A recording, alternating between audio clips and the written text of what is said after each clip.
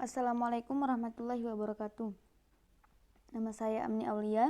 Di sini saya akan menjelaskan sedikit tentang kandungan hadis-hadis di dalam kitab Riyadhus Shalihin, yaitu tentang memberi nafkah keluarga dan juga menyambung tali silaturahim. Adapun materinya yang pertama, yaitu tentang memberi nafkah keluarga, terdapat dalam kitab Riyadhus Shalihin bab ke-36. Bismillahirrahmanirrahim. Wa an Abi Hurairah radhiyallahu anhu qala Rasulullah sallallahu alaihi wasallam, dinaru anfaqtahu fi sabilillah wa dinaru anfaqtahu fi raqabati wa dinaru wa tasaddaqta bihi ala miskina wa dinaru anfaqtahu ala ahlika a'zamuha ajran ladzina anfaqtahu ala ahlika. Rawahul Muslim. Artinya, dari Abu Hurairah radhiyallahu anhu berkata, ia bertutur bahwa Rasulullah Shallallahu alaihi wasallam pernah bersabda, 1 dinar yang kamu infakkan di jalan Allah, 1 dinar yang kamu infakkan untuk memerdekakan seorang budak, dan 1 dinar yang kamu infakkan bagi orang miskin, serta 1 dinar yang kamu infakkan kepada keluargamu, maka pahala yang paling besar adalah infak ataupun nafkah yang kamu berikan untuk keluargamu. Hadis riwayat Muslim. Adapun kandungan dari hadis ini, yang pertama adalah memberi nafkah kepada keluarga itu merupakan suatu ibadah yang paling utama dan juga nafkah yang terbaik. Karena memberi nafkah kepada keluarga merupakan nafkah wajib. Sungguh memberi nafkah kepada keluarga merupakan mendekatkan diri kepada Allah Subhanahu wa taala dengan menunaikan kewajiban yang lebih dia sukai daripada berbuat kebaikan yang lainnya. Selain itu, memberi nafkah kepada keluarga bisa menyambung kepada keluarga dan kepada kerabat, bisa menyambung tali kekeluargaan, mewujudkan cinta kasih dan persatuan, serta menyatukan hati dengan pendapat. Yang kedua, yaitu adalah pintu berinfak yang sangat banyak. Jadi, memberikan nafkah kepada keluarga ini merupakan pintu untuk berinfak di jalan Allah yang sangat banyak. Di antaranya adalah berinfak dalam mempersiapkan pasukan perang, memerdekakan budak, serta membantu kaum fakir dan juga kaum miskin. Selanjutnya hadis yang kedua. Bismillahirrahmanirrahim. Wa an Abi Abdillahi wa yuqala lahu Abu Abdirrahmani Thawbana bin Bujduda maula Rasulillahi sallallahu alaihi wasallam qala Rasulullah sallallahu alaihi wasallam, afdalu dinari yunfikuhu rujulu dinar yunfikuhu ala iyalihi wa dinaru yunfikuhu ala dabbatihi fi sabilillah wa dinaru yunfikuhu ala ashabihi fi sabilillah. Rawahul Muslim. Artinya, dari Abu Hurairah radhiyallahu anhu, Abu Abdillah, ada juga yang banyak menyebutnya dengan kunyah Abu Abdirrahman, Thawban bin Bujdud, mantan sahaya Rasulullah sallallahu alaihi wasallam, berkata bahwa Rasulullah sallallahu alaihi wasallam bersabda, sebaik-baik dinar atau harta yang diinfakkan seorang laki-laki adalah dinar yang diinfakkan kepada keluarganya. Dinar yang diinfakkan untuk kepentingan tunggangannya yang dipergunakan untuk berjuang di jalan Allah, dan dinar yang diinfakkan kepada sahabat-sahabatnya yang berjuang di jalan Allah. Hadis riwayat Muslim. Adapun kandungan dari hadis ini adalah orang yang membagikan infaknya ataupun bernafkah itu terbagi menjadi beberapa tingkatan. Tingkatan yang pertama dan yang paling agung adalah memberi nafkah kepada orang tua. Rasulullah SAW pun pernah membagi infak atau memberikan nafkah, mengatakan bahwa memberi infak itu terbagi menjadi tingkatan. Dan dia menjelaskan bahwa keutamaannya, tingkatan yang paling tinggi itu adalah memberikan nafkah kepada keluarga, kemudian berinfak untuk menyiapkan dirinya, dan penyediaan senjata untuk kepentingan berjihad di jalan Allah. Kemudian juga pemberian infak untuk membantu saudara-saudaranya yang turut berangkat berperang di jalan Allah. Selanjutnya hadis 291. Wa an Ummi Salamah radhiyallahu anha qalat, ya Rasulullah, hal li ajrun fi bani Abi Salamatan an unfiqu alaihim walastu bitarikatihim hakadha wa hakadha innamahum baniya. Faqala na'am laki ajru ma anfaqti alaihim. Muttafaqun ilaih. Dari Ummu Salamah radhiyallahu anha berkata, ia pernah bertanya, wahai Rasulullah, akankah aku mendapatkan pahala jika memberi nafkah kepada putra-putri Abu Salamah? Karena aku tidak sanggup membiarkan mereka begini dan begitu. Sesungguhnya mereka itu anak-anakku juga. Maka beliau menjawab, ya, kamu mendapatkan pahala dari apa yang kamu nafkahkan kepada mereka. Hadis muttafaqun ilaih. Adapun kandungan dari hadis ini yang pertama adalah keutamaan memberikan infak kepada anak-anak yatim yang berada dalam tanggungan seseorang.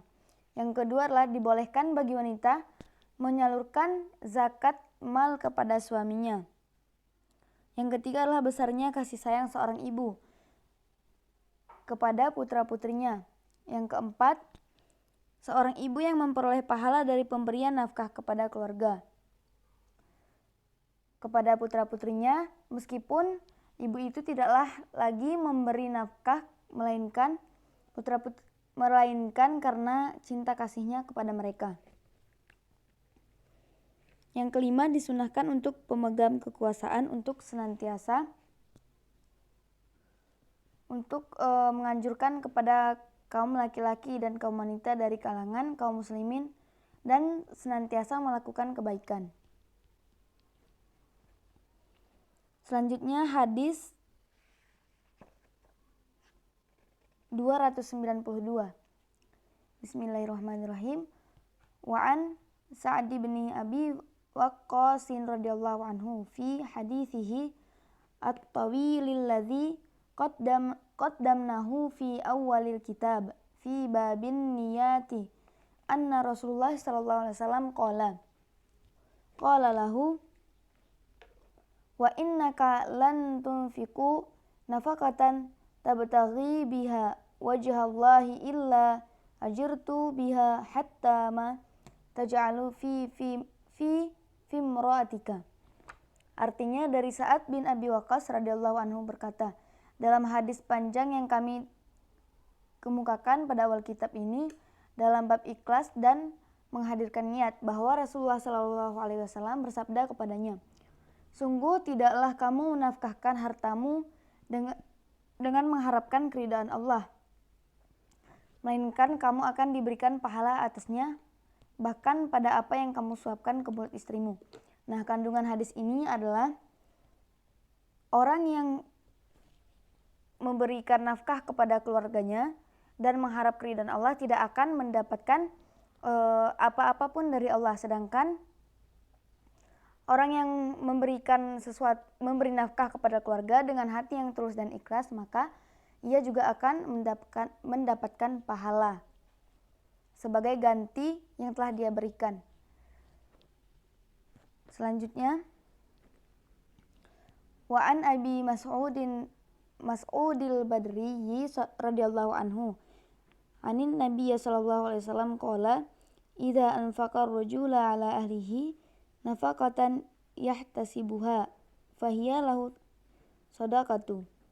Artinya dari Abi Mas'ud Al-Badri dari Nabi sallallahu alaihi wasallam bersabda, jika seorang laki-laki memberikan nafkah kepada keluarganya dengan berharap akan diridhoi dan diberi pahala olehnya, maka pemberian itu dianggap sebagai sedekah baginya.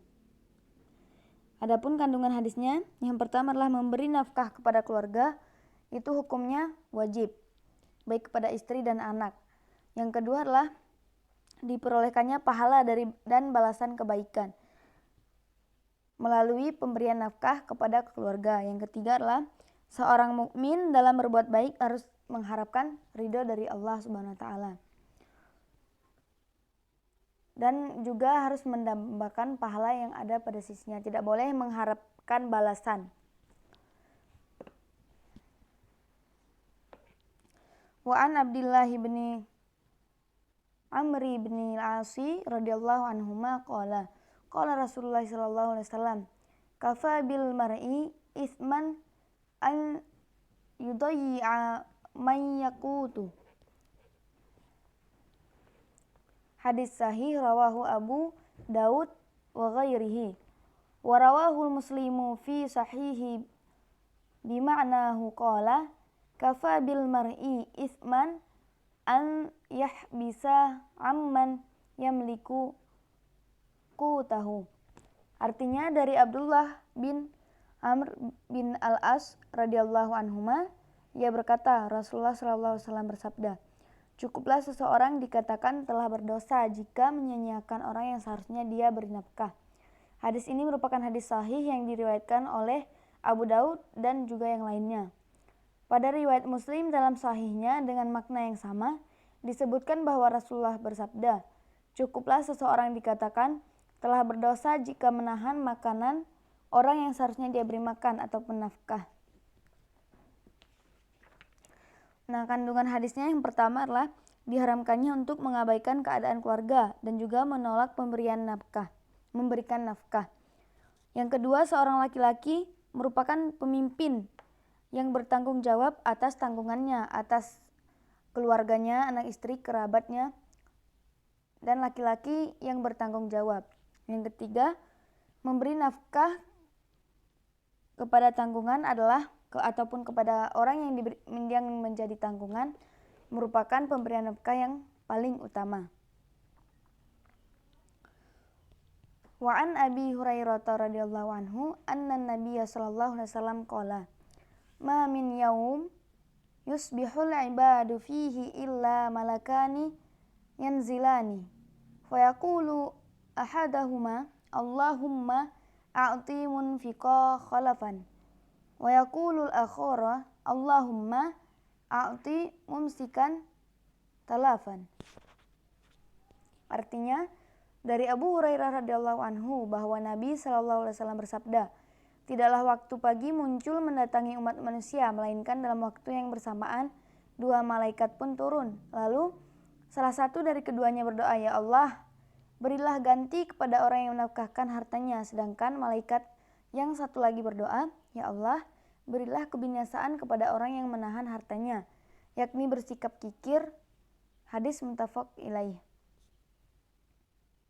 Adapun kandungan hadis yang pertama adalah perintah untuk berinfak agar bertambahnya rezeki. Yang kedua, para malaikat juga mendoakan orang-orang yang berinfak agar diberikan kemudahan. Sebaliknya, malaikat juga mendoakan keburukan bagi orang yang kikir dan tidak mau berinfak. Dan juga dia berdoa agar Allah membinasakan hartanya. Yang keempat adalah mendoakan orang yang bermurah hati agar dapat memberikan kebaikan yang berlimpah untuknya.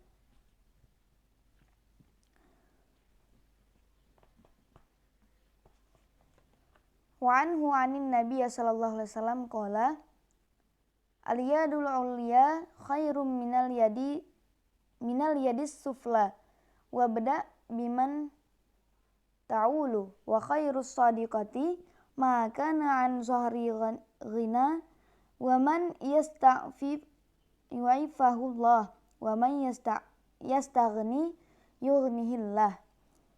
Darinya Abu Hurairah radhiyallahu anhu dari Nabi sallallahu alaihi wasallam, beliau bersabda, tangan di atas atau memberi lebih baik daripada tangan di bawah ataupun meminta.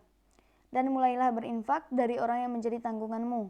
Sebaik-baik sedekah adalah sedekah yang diberikan orang yang mempunyai kelebihan. Barang siapa menjaga kehormatan dirinya, maka Allah akan menjaga kehormatannya. Dan barang siapa yang merasa dirinya cukup, maka Allah akan mencukupkannya. Hadis riwayat Bukhari. Adapun kandungan hadis ini yang pertama, orang saleh yang menyalurkan hak hartanya kepada orang miskin dan berinfak merupakan posisi tertinggi di jalan Allah. perbuatan meminta-minta. Yang kedua, perbuatan meminta-minta tidak boleh dilakukan kecuali dalam keadaan mendesak. Yang ketiga, orang yang berhak mendapatkan nafkah adalah keluarga dan tanggung jawab kita. Yang keempat, seorang yang tidak boleh menyedekahkan semua hartanya agar ia tidak menjadi beban. Masuk ke pembahasan kedua di dalam kitab Riyadhus Shalihin bab 40, yaitu tentang berbakti kepada orang tua dan menyambung tali silaturahim. Adapun hadis yang pertama, hadis nomor 312. An Abi Abdirrahman Abdillah bin Mas'ud radhiyallahu anhu qala Sa'altun Nabiyya sallallahu alaihi wasallam ayyul amali ahabbu ila Allah ta'ala qala as-salatu ala waqtiha qultu thumma ayyu qala birrul walidain qultu thumma ayyu qala al-jihadu fi sabilillah. Artinya dari Abu Abdurrahman Abdullah bin Mas'ud radhiyallahu anhu, dia bercerita, aku pernah bertanya kepada Nabi sallallahu alaihi wasallam, perbuatan apakah yang paling dicintai oleh Allah Ta'ala? Kemudian beliau menjawab, salat pada waktunya. Lalu apalagi, tanyaku. Beliau pun menjawab, berbakti kepada kedua orang tua. Kemudian apalagi, tanyaku. Lebih lanjut, maka beliau pun menjawab, berjihad di jalan Allah. Hadis muttafaqun ilaih.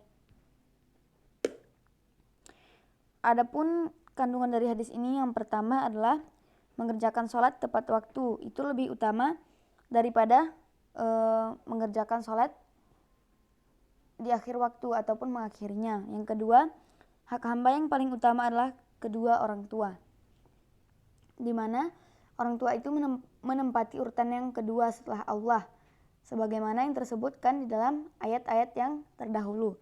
Yang ketiga, jihad di jalan Allah merupakan pengorbanan yang paling utama. Yang keempat, amal kebajikan itu mempunyai tingkatan. Jadi tingkatan keutamaan yang berbeda dan tidak dalam satu tingkatan. Jadi berbuat kebaikan itu mempunyai banyak sekali tingkatan. Yang kelima, diperbolehkan bertanya tentang berbagai macam hal pada suatu waktu yang sama. Yang keenam, yaitu adalah berlemah lembut serta tidak banyak mengajukan pertanyaan kepada pengajar karena dikhawatirkan akan menimbulkan kejenuhan. Selanjutnya hadis yang ke-313. Wa an Abi Hurairah radhiyallahu anhu qala Rasulullah sallallahu alaihi wasallam la yajzi waladun walidan illa an yajidahu mamluka fayashtariyahu fayu'tiqahu, rawahul Muslim. Dari Abu Hurairah radhiyallahu anhu, dia bercerita, Rasulullah sallallahu alaihi wasallam bersabda, seorang anak tidak dapat membalas budi orang tuanya kecuali jika dia mendapatkannya menjadi budak lalu dia membelinya dan kemudian memerdekakannya. Hadis riwayat Muslim. Adapun kandungan dari hadis ini, yang pertama adalah agungnya hak kedua orang tua di dalam Islam.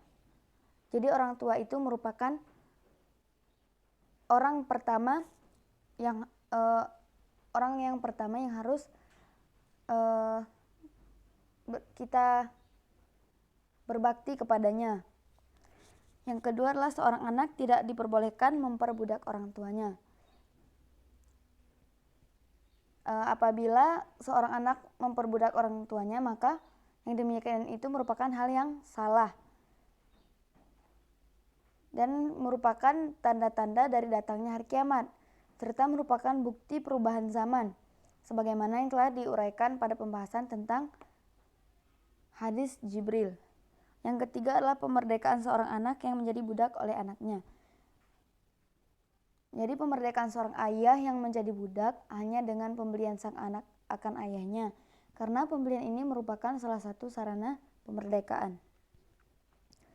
Hadis selanjutnya, wa anhu ayyudan radhiyallahu anhu anna Rasulullah sallallahu alaihi wasallam qala man kana yu'minu billahi wal yaumil akhir falyukrim dhaifahu wa man kana yu'minu billahi wal yaumil akhiri falyasil rahimahu wa man kana yu'minu billahi wal yaumil akhir falyakul khairan aw liyasmut. Artinya dari Abu Hurairah radhiyallahu anhu juga bahwa Rasulullah sallallahu alaihi wasallam bersabda, barang siapa beriman kepada Allah dan hari akhir, maka hendaklah ia menghormati tamunya, dan barang siapa beriman kepada Allah dan hari akhir, maka hendaklah ia menyambung tali silaturahim. Dan juga barang siapa yang beriman kepada Allah dan hari akhir, maka hendaklah ia mengatakan kebaikan atau diam saja.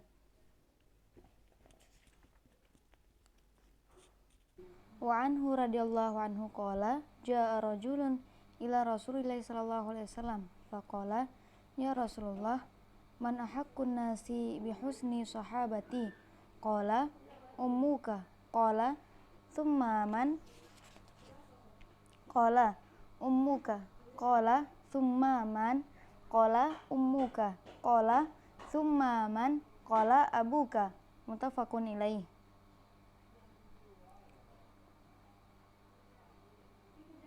Artinya dari Abu Hurairah radhiyallahu anhu, dia bercerita bahwa seorang datang kepada Rasulullah lalu berkata, ya Rasulullah, siapakah orang yang paling berhak untuk aku pergauli dengan sebaik-baiknya?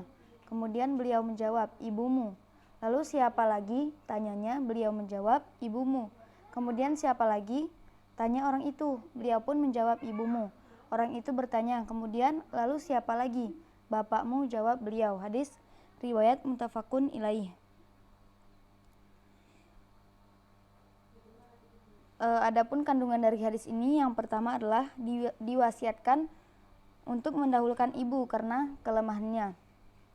Jadi kita diwasiatkan untuk lebih mendahulukan ibu karena ibu mempunyai kelemahan dan kebutuhannya. Yang kedua adalah memperlakukan kaum kerabat dan tidak harus selalu sama.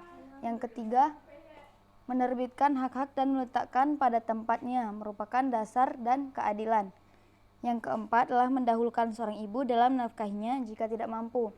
Jadi jika seorang diharuskan memberi nafkah kepada kedua orang tua, ibu dan bapak, dan dia tidak mampu kecuali hanya kepada salah seorang dari keduanya, maka yang lebih didahulukan diberikan nafkah adalah ibu. Wa anhu anin Nabi sallallahu alaihi wasallam qala raqimu anfu thumma raqimu anfu thumma raqimu anfu man adraka abawaihi 'indal kibari ahadahuma aw kilaihima falam yadkhulil jannah rawahul Muslim. Dari Abu Hurairah radhiyallahu anhu, dari Nabi sallallahu alaihi wasallam bersabda, sungguh merugi dan sungguh merugi orang yang masih sempat bertemu dengan kedua orang tuanya pada saat lanjut usia, baik salah satu atau keduanya, tetapi dia tidak masuk surga. Hadis riwayat Muslim. Adapun kandungan hadis ini, yang pertama adalah disunahkannya berbuka puasa dengan memakan kurma atau meminum air putih. Yang kedua adalah adapun kandungan hadisnya, yang pertama adalah berbakti dan berbuat baik kepada orang tua. Itu merupakan suatu hal yang wajib dalam keadaan bagaimanapun, baik pada saat mereka masih muda maupun sudah tua. Yang kedua adalah ketika orang sudah tua dan semakin renta, mereka itu membutuhkan berbakti lebih dari anak-anaknya karena semakin melemah fisik mereka. Yang ketiga, seorang muslim seyogianya memperhatikan orang-orang lemah dan orang-orang yang sudah lanjut usia, serta bersikap lemah lembut dan menyayangi mereka. Yang keempat, durhaka kepada kedua orang tua yang mengharuskan pelakunya masuk neraka dan terusir dari rahmat Allah. Dan sedangkan berbakti kepada kedua orang tuanya menjadi jalan menuju pintu surga.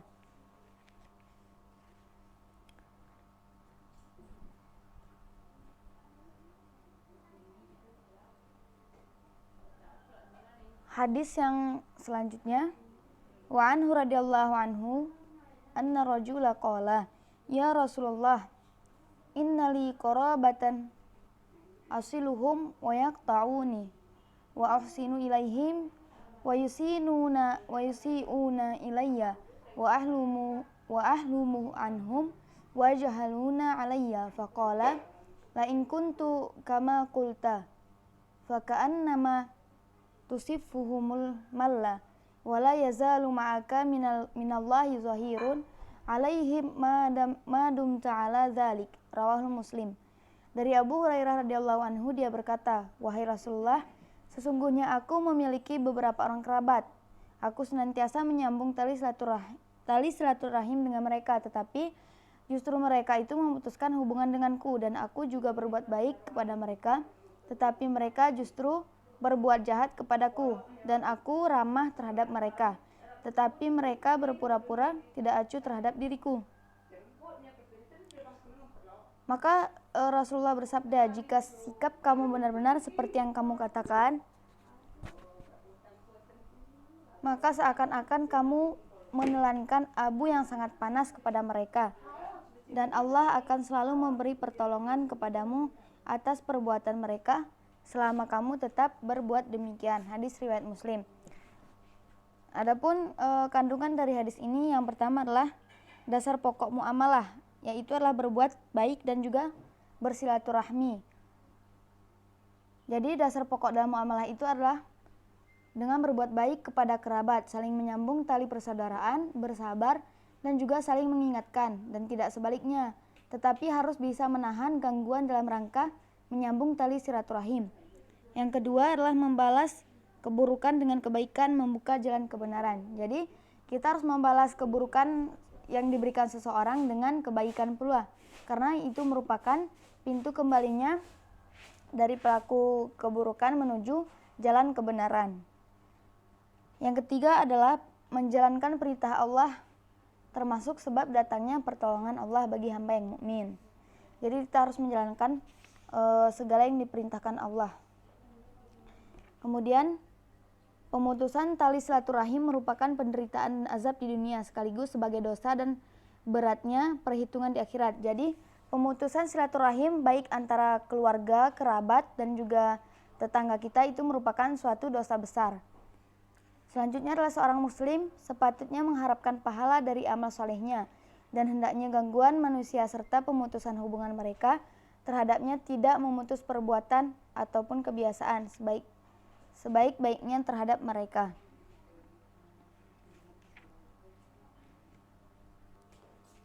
Selanjutnya hadis yang ke-322. Wa anhu anin Nabi sallallahu alaihi wasallam qala laisal wasilu bil mukafi'i walakinnal wasilal ladzina idza qata'at rahimuhu wa salaha. Rawahul Bukhari. Dari Abdullah bin Amr bin Al-As, dari Nabi sallallahu alaihi wasallam, beliau bersabda, orang yang membina persaudaraan itu bukanlah orang yang memberi balasan, tetapi orang yang menghubungkan persaudaraan adalah orang yang jika kaum kerabatnya memutuskan hubungan, maka dia menyambungnya. Hadis riwayat Bukhari. Adapun kandungan dari hadis ini, yang pertama adalah kewajiban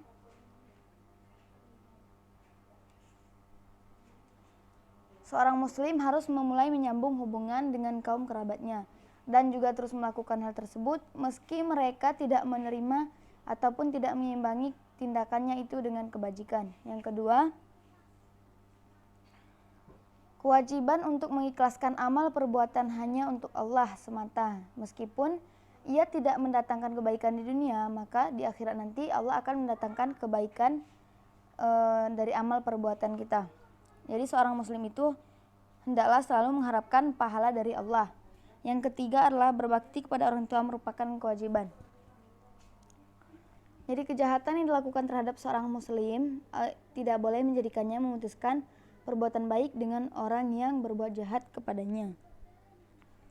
Yang keempat adalah silaturahim yang ditetapkan syariat adalah menyambung hubungan dengan orang yang memutuskan hubungan denganmu, memberi maaf kepada orang yang berbuat zalim kepadamu, dan memberi kepada orang yang tidak mau memberi padamu.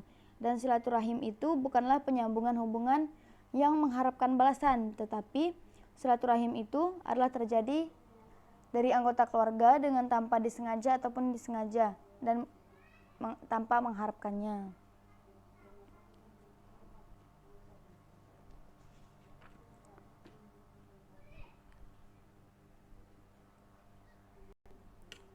Wa anhu an Nabiy sallallahu alaihi wasallam qala laisal wasilu ladzina idza qata'at rahimuhu wa salaha rawahul Bukhari. Artinya dari Abdullah bin Amr bin Al-As dari Nabi SAW beliau bersabda, orang yang membina persaudaraan itu bukanlah orang yang memberi balasan, tetapi orang yang menghubungkan persaudaraan adalah orang yang jika kaum kerabatnya memutuskan hubungan, maka dia menyambungnya. Adapun kandungan ini yang pertama adalah seorang muslim harus menyambung tali silaturahim dengan kerabatnya. Jadi yang kedua, kewajiban untuk mengikhlaskan amal perbuatan hanya karena Allah dan tidak mengharapkan balasan dari Allah. Yang ketiga, balasan perbuatan jahat adalah dengan berbuat baik. Yang keempat adalah silaturahim. Dalam Islam itu adalah menyambung hubungan dengan orang yang memutuskan hubungan denganmu. Dan juga kita harus memberikan maaf kepada orang yang berbuat zalim dan juga kita tidak mengharapkan balasan. Hadis yang selanjutnya, wa an Ibnu Umar radhiyallahu anhu qala kanat tahti imra'atu wa kuntu uhibbuha wa kana Umaru yakrahuma faqala li talliqha fa baitu fa ata Umaru radhiyallahu anhu an-nabiy sallallahu alaihi wasallam fa dzakara dzalika lahu faqala an-nabiy sallallahu alaihi wasallam talliqha rawahul Abu Dawud wa Tirmizi wa qala haditsu hasan sahih. Dari Ibnu Umar radhiyallahu anhu, dia berkata, aku mempunyai seorang istri yang sangat aku cintai, tetapi Umar tidak menyukainya. Maka Umar radhiyallahu anhu berkata kepadaku, ceraikanlah istrimu itu. Namun aku enggan untuk menceraikannya. Maka Umar mendatangi Nabi sallallahu alaihi wasallam dan menceritakan perihal tersebut kepada beliau. Lalu Nabi sallallahu alaihi wasallam bersabda, ceraikanlah dia. Diriwayatkan oleh Abu Daud dan At-Tirmizi. At-Tirmizi mengatakan bahwa hadis tersebut hadis hasan sahih. Adapun kandungan hadis ini yang pertama adalah kewajiban mentaati orang tua dalam segala hal. Jadi kita harus mentaati orang tua dalam segala hal yang diwajibkan oleh Islam. Yang kedua, dibolehkannya membenci seseorang namun tidak boleh melampaui sifat yang dibenci. Dibolehkan membenci bagi seorang muslim atau muslimah itu karena adanya satu hal yang tidak disukai darinya. Dengan syarat kebencian itu tidak boleh melampaui sifat yang dibenci. Maksudnya kita benci kepada seseorang karena satu sifatnya, namun kita tidak boleh mempunyai sifat yang kita benci. Yang ketiga adalah dibolehkannya menceraikan istri yang tidak membantu suaminya. Jadi dibolehkan untuk menceraikan istri yang tidak mau membantu suaminya dalam urusan agamanya. Hadis selanjutnya adalah wa'an Abi Darda'i radhiyallahu anhu anna rajula atahu faqala inna limra'atan wa inna ummi ta'muruni bitalaqiha faqala sami'tu Rasulullah sallallahu alaihi wasallam yaqulu al-walidu awsatu abu bil jannah fa in syi'ta fa adi' dzalikal baba au ihfazhu rawahu Tirmizi faqala haditsu hasan sahih. Artinya dari Abu Darda radhiyallahu anhu bahwasanya ada seseorang yang mendatanginya seraya berkata, sesungguhnya aku mempunyai seorang istri dan sesungguhnya ibundaku menyuruhku untuk menceraikannya. Maka Abu Darda pun berkata, aku pernah mendengar Rasulullah SAW bersabda, orang tua adalah sebaik-baik pintu surga, dan jika engkau mau, sia-siakan saja pintu itu dengan tidak mematuhinya, atau jagalah pintu itu. Hadis ini diriwayatkan oleh At-Tirmizi, dan At-Tirmizi mengatakan bahwa hadis ini hadis hasan sahih. Adapun kandungan dari hadis ini yang pertama adalah berbuat baik kepada orang tua merupakan jalan masuk surga. Nah, sudah jelas di hadis-hadis sebelumnya bahwa orang tua itu merupakan hal yang paling utama. Yang kedua adalah ridha orang tua lebih utama. Jadi keridhaan orang tua itu lebih didahulukan daripada keridhaan dari istri. Yang ketiga, meminta pertimbangan kepada seorang yang berilmu jika bersedih ketika orang tuanya tidak meridhoinya akan sesuatu. Jadi jika ada seorang yang menyukai sesuatu lalu salah satu kedua orang tuanya tidak tidak merestuinya, tidak menyukainya, sehingga ia bersedih, maka lebih baik ia meminta bantuan kepada orang yang lebih mengerti dan meminta usulan kepadanya, seperti para ulama ataupun sebagainya. Kemudian hadis yang terakhir, wa anil Bara ibni Azibin radhiyallahu anhuma anin Nabi sallallahu alaihi wasallam qala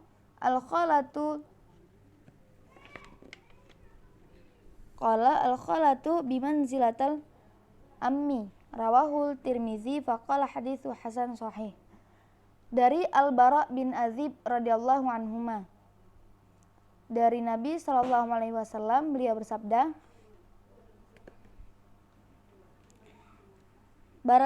bibi adalah sebagai gantinya dari pihak ibu. Itu sama saja kedudukannya dengan ibu.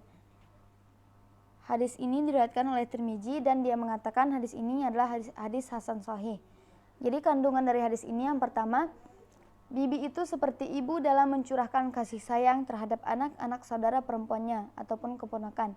Dan juga ia sama saja seperti itu dalam pengasuhan mereka. Yang kedua adalah kewajiban berbakti dan berbuat baik kepada seorang bibi, sama seperti kita berbuat baik kepada ibu. Yang ketiga adalah dalam hal pengasuhan, bibi dari pihak ibu lebih didahulukan atas bibi dari pihak bapak. Jadi kalau misalnya kita sudah tidak mempunyai ibu, maka kita lebih diwajibkan mengasuh bibi dari pihak ibu daripada bibi dari pihak bapak.